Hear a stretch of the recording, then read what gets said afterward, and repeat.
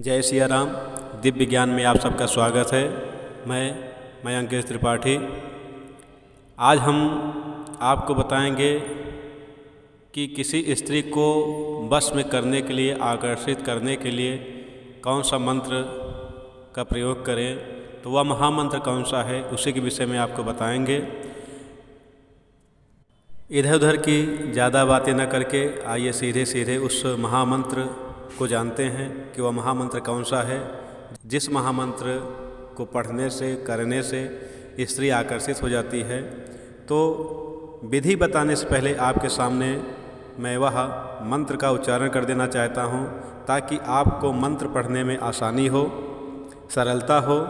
तो मंत्र इस प्रकार है: ओम नमो देव आदिरूपाय अमुकस्य आकर्षणं कुरु कुरु स्वाहा।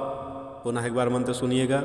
ओम नमो देव आदिरूपाय अमुकस्य आकर्षणं कुरु कुरु स्वाहा। अब यहाँ पर आपको ध्यान देना है कि जहाँ पर अमुकस्य लिखा हुआ है, उस अमुकस्य के स्थान पर आप जिसे आकर्षित करने के लिए यह मंत्र सिद्ध कर रहे हैं, जप कर रहे हैं, उसका नाम लेना है। उस स्त्री का यहाँ पर नाम का उच्चारण करना है अमुकस्य के स्थान पर। अब इसमें दो प्रकार की विधियाँ हैं, इसमें दो तरह से स्त्री को आकर्षित किया जाता है।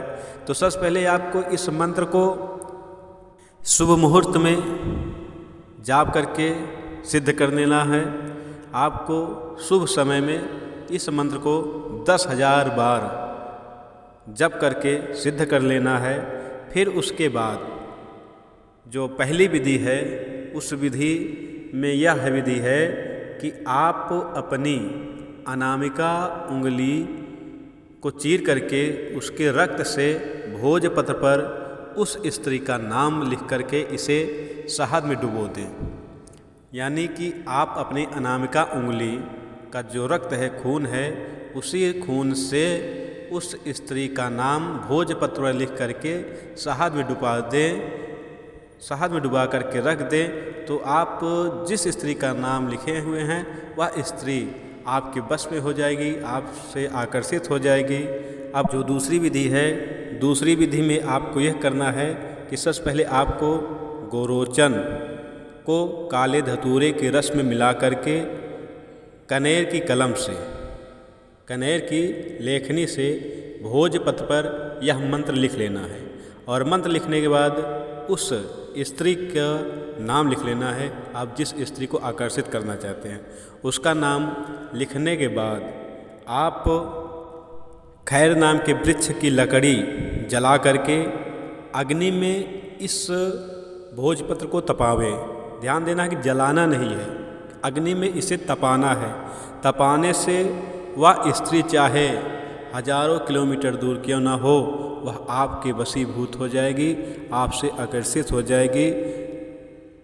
लेकिन इसमें इतना विशेष सावधानी आपको रखनी है कि यह प्रयोग आपको अपने स्वार्थ के लिए नहीं करना है, अपने स्वार्थ की पूर्ति के लिए नहीं करना है, इसका गलत इस्तेमाल नहीं करना है। इसे आप अच्छे कामों के लिए, जैसे आपकी पत्नी है, वो किसी और से आकर्षित है, मोहित है, तो आपको अपनी पत्नी को अपने वश में करने के लिए आप इसका प्रयोग कर सकते हैं। या कोई स्त्री भाग गई है, घर छोड़कर चली गई है, लड़ झगड़ कर चली गई है, या कहीं चली गई है किसी दूसरे के साथ, तो उसको बुलाने के लिए आप इसका प्रयोग करिए। इसे आप भोग विलास के उद्देश्य से बिल्कुल ही न करिएगा। अंत में यही कहूँगा कि अभी तक आप हमारे चैनल को सब्सक्राइब नहीं किए हैं तो सब्सक्राइब कर दें, ताकि हर वीडियो आपको मिलता रहे। बस आज के लिए बस इतना ही। फिर मिलेंगे अगले वीडियो में अगले ज्ञान के साथ। तब तक के लिए जय सिया राम।